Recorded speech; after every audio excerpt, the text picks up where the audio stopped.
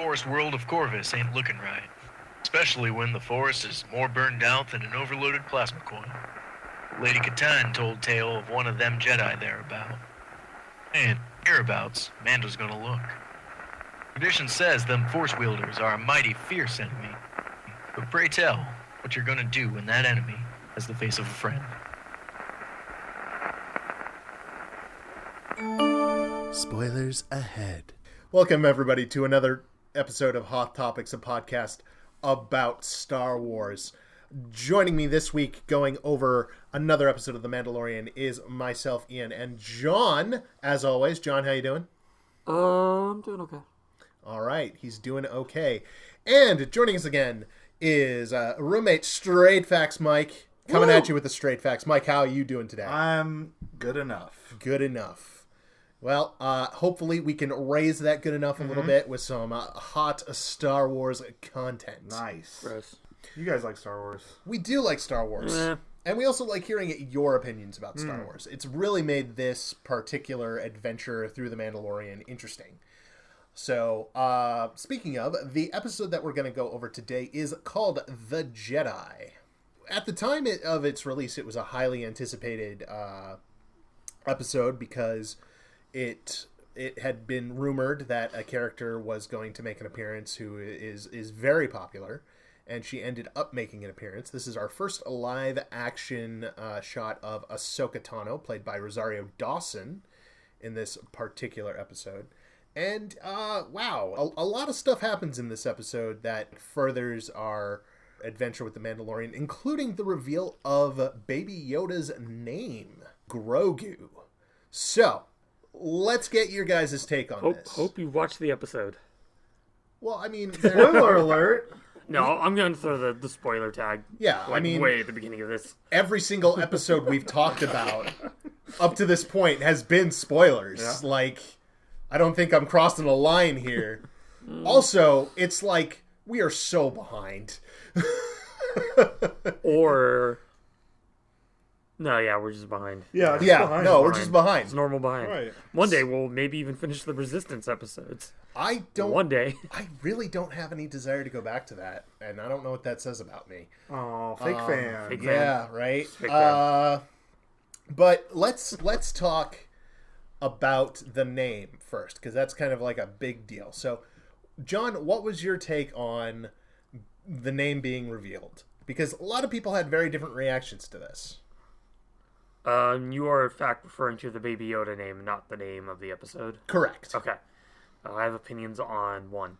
I had no strong feelings about Grogu's name being Grogu.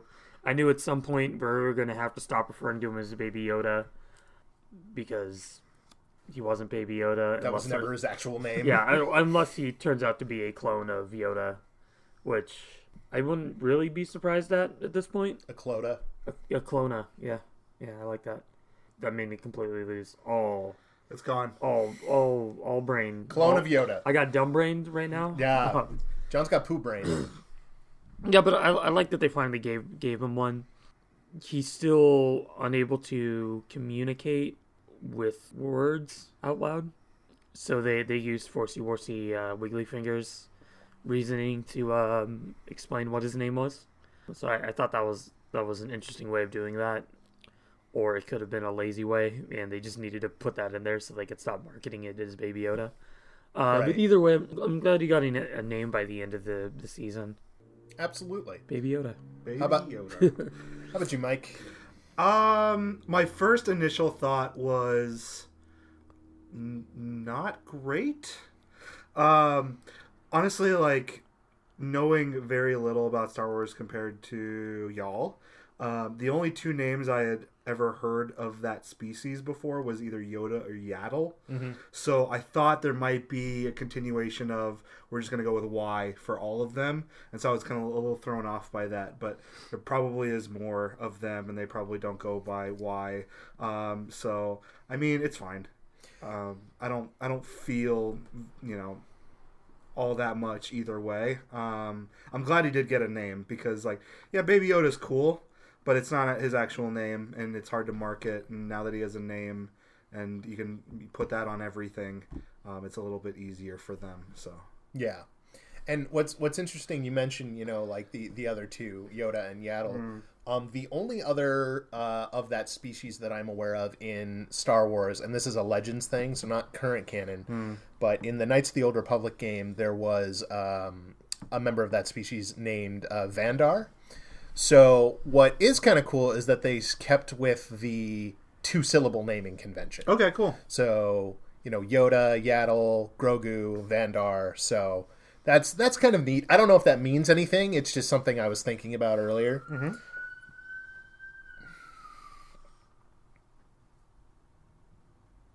Good. Going further into the meat of the episode itself, it centers around Ahsoka trying to get information from the magistrate of this town, who the magistrate doesn't really run her town all that softly. She seems to be something of a tyrant, and Ahsoka needs to get some sort of information out of her. The magistrate then threatens to kill the members of her town to make Ahsoka go away. Ahsoka gives her a day to clean up her act and give her the information before returning. At this point in time, the Mandalorian lands on the planet, makes his way into the town. Nobody wants to talk to him. He's offered a bounty of a spear of pure Beskar to go after the Jedi, Ahsoka, and kill her. He doesn't really agree to that straight up. He just kind of goes, tell me where to find this Jedi who I totally don't need to see for completely different reasons. Unrelated. Completely unrelated. Mm-hmm. Goes into the forest, finds her. They have a conversation about Grogu and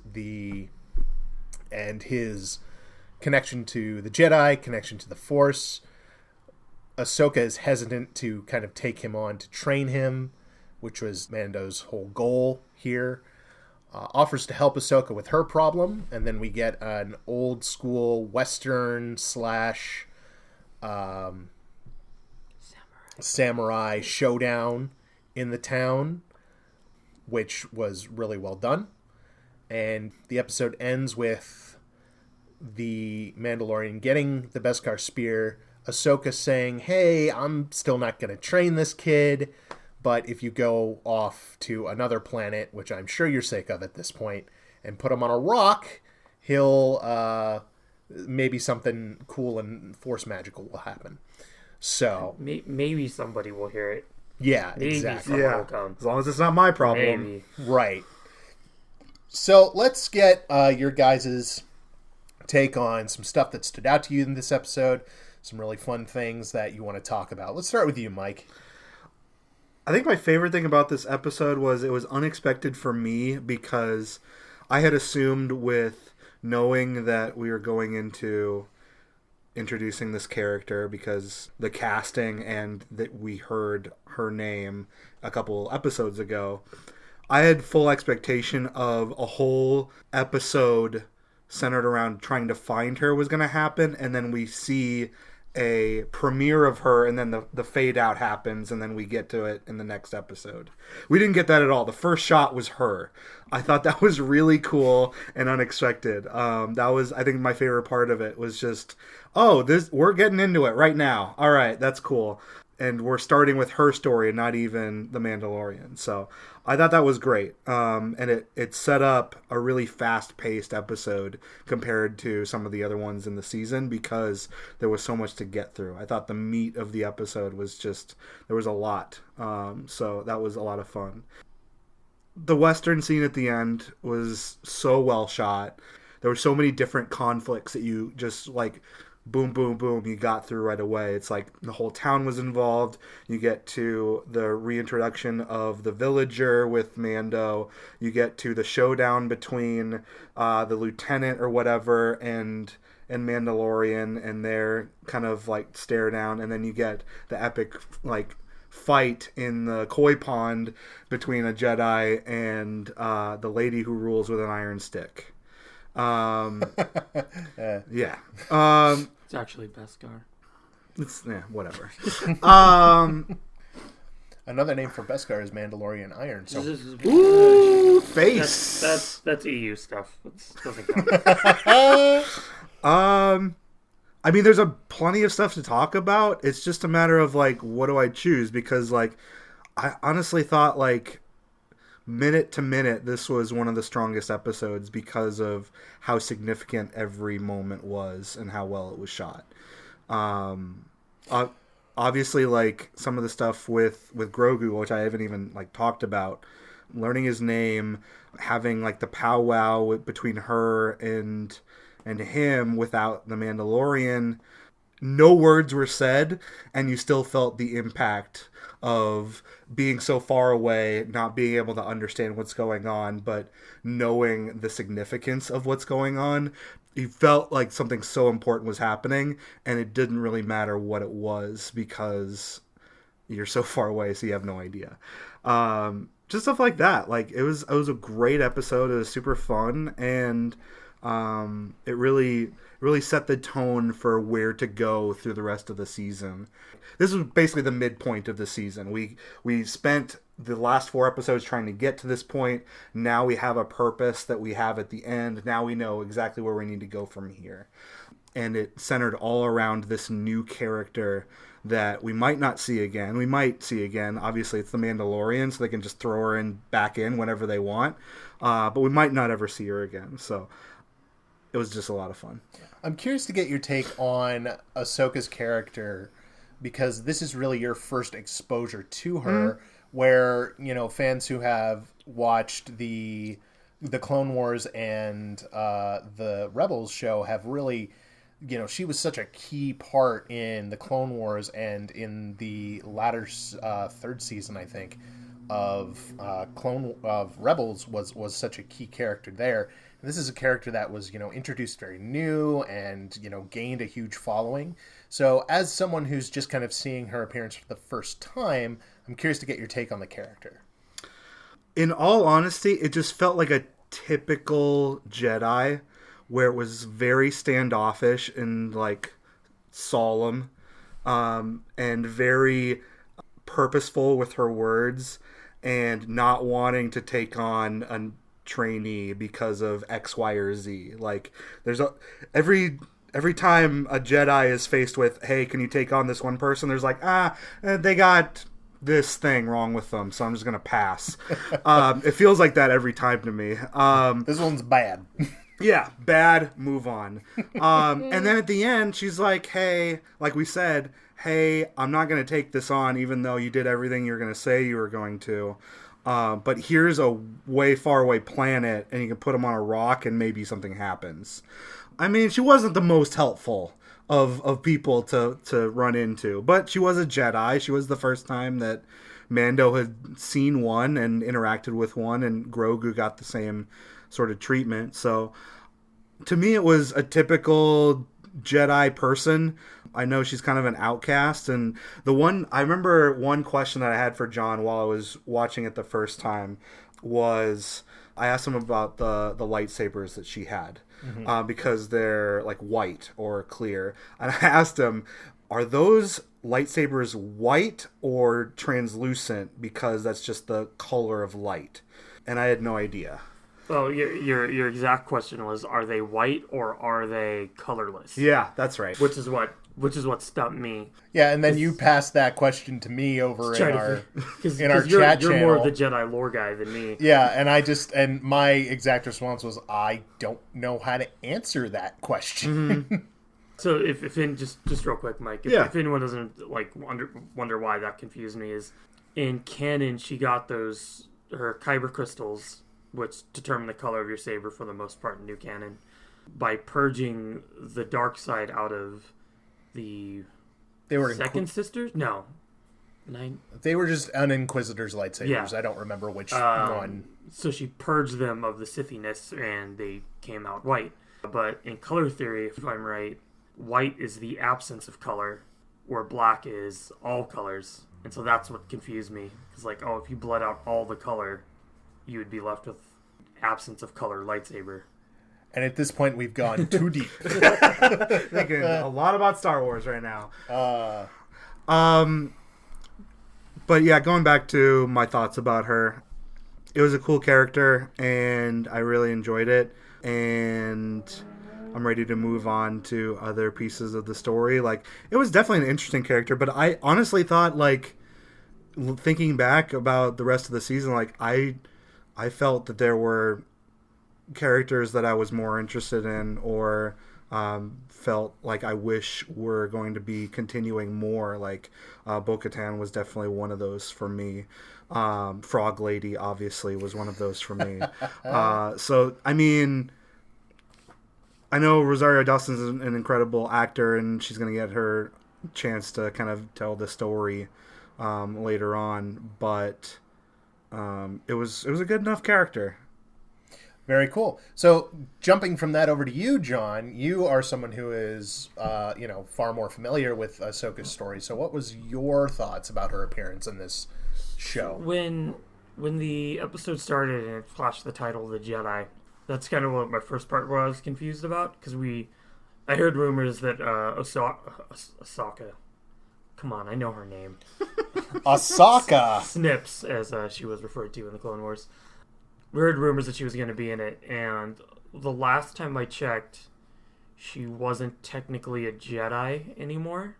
Is that correct, Ian? I've read the novels, but I don't remember where they take place, and I have a bad memory, so that doesn't help either. So, Ahsoka's relationship with the Jedi Order is a complicated one. Correct. She officially left the Order, and the next time we see her past the Clone Wars era, she uses the phrase, "I am no Jedi." Now... To kill the Ring Wraith. Oh my god, you just... Because only a Jedi could kill the Ring... Or no Jedi could kill the Ring Wraith. I can't remember what his name was. It's very upsetting. I just watched Lord of the Rings. Anyways, she rips off her helmet and goes, "I am no Jedi," and then stabs him to the face with her elven blade. Yeah, okay, cool. What a tangent that was. I have been saving that for so long. I am no Jedi. Yeah, anyway. Yeah, so, and then this time around... She never actually calls herself a Jedi in this episode, but she doesn't Which I thought would have been her clever out. Like, yeah, I know I can use the Force and have laser swords, but I'm not learning with a Jedi, so Grogu got to get out. Well, I really think that if I were a betting man, I would say that Filoni, and this is really Dave Filoni's character, right? This is really a character that he developed and nurtured and is bringing to the fold, and we've seen her go through character development in all of her other appearances, and I think what will eventually happen is she'll kind of come to terms with maybe she wasn't a Jedi the way that the Order wanted her to be at that time, but spiritually she is a Jedi, and I think a lot of that will come through sort of like Kanan and Ezra's influence from Rebels. So And that was kind of the thing I figured that could confuse somebody who maybe just watched that Clone Wars episode of her walking away from the Order and then be like, when did she become a Jedi again? Or if it's more of a, at this point in the timeline, if it's more of a state of mind rather than being a order of warrior monks. Right. And it's absolutely a fair point because there were a lot of people online going like, but she said she's not a Jedi. Yeah, and it's one of those things where, we have to let the character grow and develop and watch that with them and not just be like, but she said that. Well, yeah, people change. It's okay. Yeah, cool. All right, moving on. Next part. When he's directed to go to this planet, I believe Bo-Katan tells him it's the forest world of Corvus or whatever. Sure. And when we see it from space, it just looks like a lava field with some green. And after the most recent viewing, I went back and looked. And to me, it kind of looked more like it was the lava flows that I was seeing from space, like more like the edges of forest fires. Right. That's something that someone who's grown up in Southern California, we see those images from the air all the time. And that made a lot more sense to me than when we go down to the planet and it's just a burned out forest. Seeing how much devastation this magistrate has caused in plundering the planet, as Ahsoka tells the Mando that she's been, since the Clone Wars, her family's been building ships for the Empire and just plundering the resources of planets across the galaxy. Sure. So seeing that as a forest fire, like, really in my mindset, that made that make more sense. Sure. Usually previously when I watched it, we just kind of sat down in this kind of desolate, I guess, burned out forest, and we don't really like, okay, well, it's burned out forest planet, because that's, Star Wars is one biome planets. Yeah. So even though we didn't really get to see what her operation was, we could just tell from the atmosphere that those fires have caused, the grayness of the world, that whatever she's doing there is devastating the people, devastating the planet, and she's not a good person. Not a good person. Yeah. It really reminded me of the in Rebels, they had the World Devastators on Lothal at one point. Did they? I think it was on Lothal, but they had, I don't remember what planet exactly, but they did have World Devastators, and that was kind of like, and for your reference, Mike, the World Devastators are like giant, like, anti-terraforming machines. They just, like, scoop up all the like material that could be useful, and just indiscriminate, just vacuuming the ground. Yeah, and anything in it, that is valuable in it gets taken out, and everything else is just dumped back into dirt, ash, and like terribleness. So I would not be surprised if there were just world devastators on that planet just going to town. That would have made sense. That'd been cool to see. Yeah. So I was with Mike. I thought we were going to see the back of her, and then her slowly turn around, and then the bottom credits. The Luke Skywalker at the end of Force Awakens thing. The last thing I expected was it to open up with a lightsaber fight in a forest, like a really visually striking, dark, foggy forest, and then just like white blades every now and then slicing people up. It was so cool. Like I remember the first time I watched it, which was at like 5 in the morning, like before I went to work. It's just thinking out loud, oh, so we're just gonna go right into it. Okay. Like, not expecting that at all. What's happening now? Totally randomly. Bo-Katan just knows where Ahsoka is hanging out. Yeah, like, that's very interesting. Specifically knows what she's doing. How often are they in contact? How long has Ahsoka just been pissing off this magistrate? I thought that was just weird, and also, like, throughout the season, there's just dumb things like that. They're like, if you think about it too much, oh, this is starting to unravel. But I gotta keep thinking of this as like a serialized television show. Yeah, that's a Star Wars. It only matters to those of us that overthink it. Right. For the most part, it was a pretty, like, I kind of felt the tone was a little bit all over the place sometimes. It would start off with like an action-packed samurai movie, like kind of like a slow western, and then back to the action, and then a little bit slow again, and then there's wizardy things. And then back to the action, and it kind of felt like it was jumping all over the place, like I said to me. I know this is Filoni's, at least one of his first live-action forays, like specifically like he wrote it, he directed it. Right. And I remember seeing a lot online that people were kind of like iffy on this episode. But the more I watch it, the more I think it sets up Ahsoka better. But a complaint I've had on a number of episodes this season is they set up other characters really cool and then kind of forget Din. Sure. Like, completely. Which I will dive into more in a couple episodes from here, where I have this theory about what this season is entirely. Sure, makes sense. I'm glad that we are now sure that Beskar can counter lightsabers effectively. Otherwise, Din would have been murdered real quick. Right. Which would have been awkward for him. And to your point, John, with it, sort of seeming to be very fast and then slow paced and fast and slow paced, that feels very Western to me, because like if we really think back to Westerns, the gunfights are not the whole movies, right?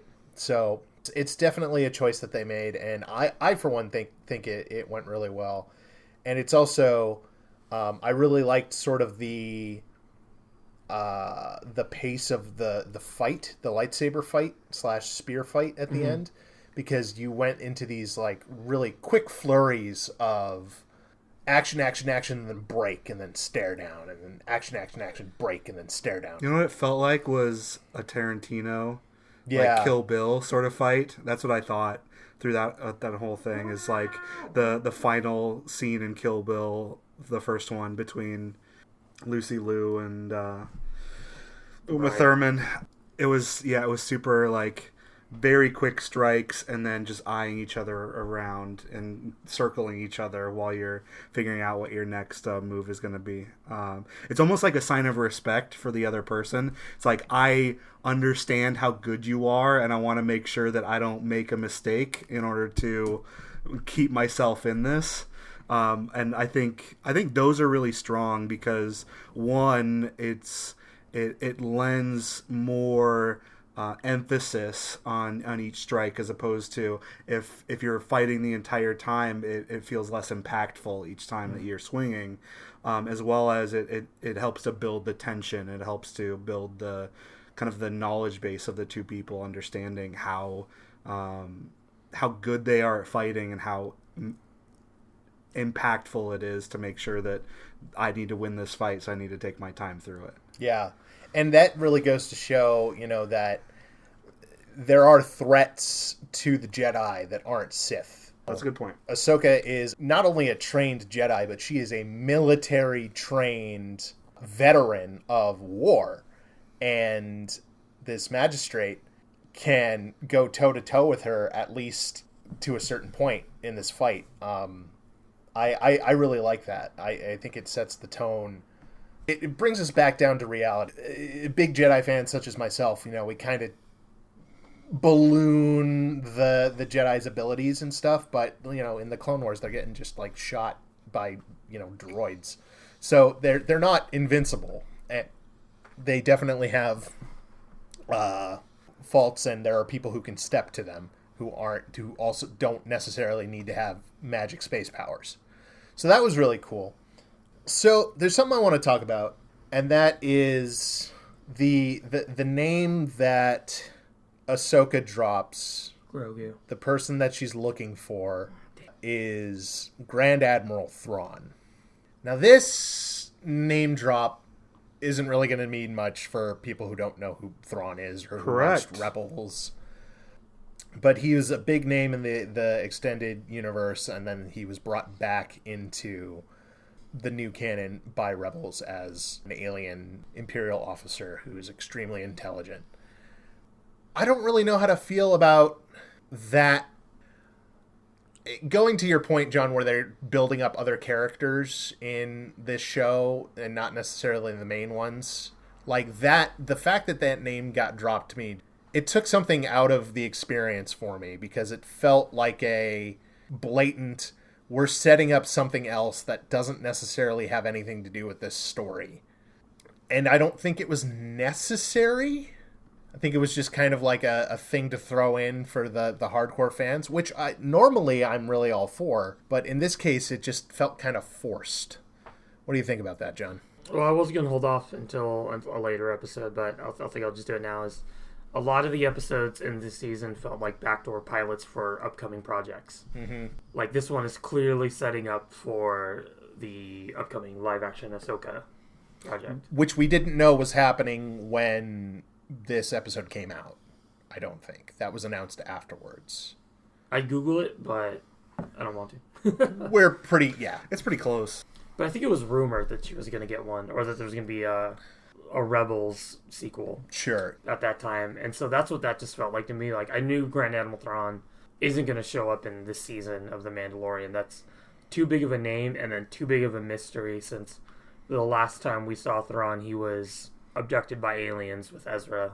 He was jettisoned into space by whales who can travel through hyperspace. Yeah. Star Wars, everyone. And the last shot of Rebels is Ahsoka and Sabine going to look for Ezra and Thrawn at an unknown point after the climax of Rebels. Right. So, like, we don't know if that's happened yet, or if that's what the Ahsoka live show, or the retooling the Rebels sequel to something else. And then there's a couple other projects that I won't get into now because they're spoilers for upcoming episodes. Sure. But Yeah, it felt this felt like a way of doing a pilot for Ahsoka's live action show at the cost of the Mandalorian story. Though it did fit in with what he needed to do.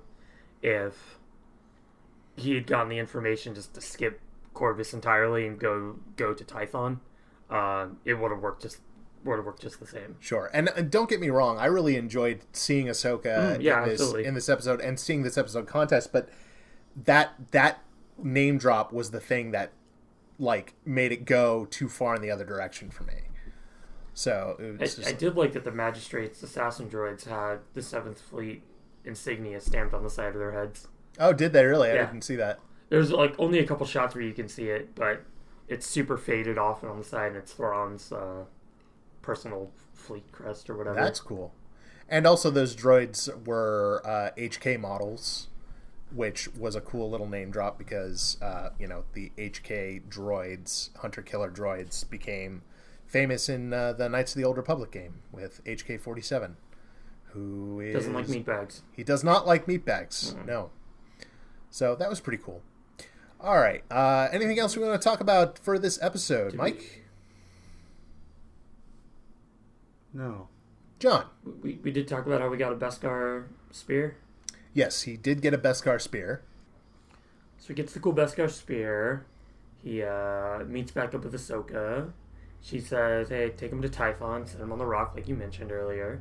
And then they leave. Mm-hmm. I don't think there's anything else.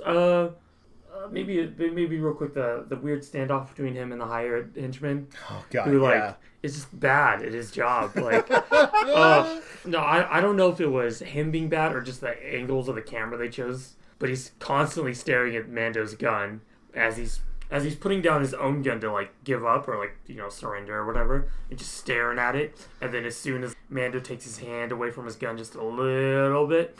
He gets a big old grin on his face, like, "Oh, that's it.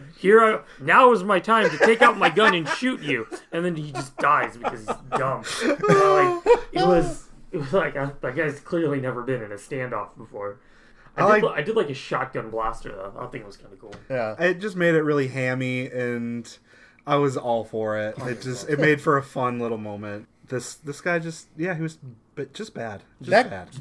The way that guy talked and the way that he slowly moved towards him, and the way that he just reacted to stuff throughout the whole episode, it made me uncomfortable. He was just weird, man. All right.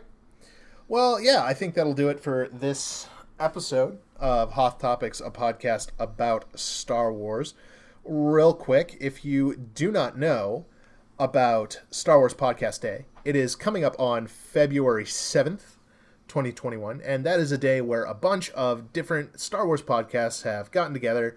At last count, it was 59, and we're all going to release an episode on that day just to celebrate the community and show off all of these different amazing Star Wars podcasts. So if you're looking for a new podcast or perhaps one that posts regularly, please feel free to check them out.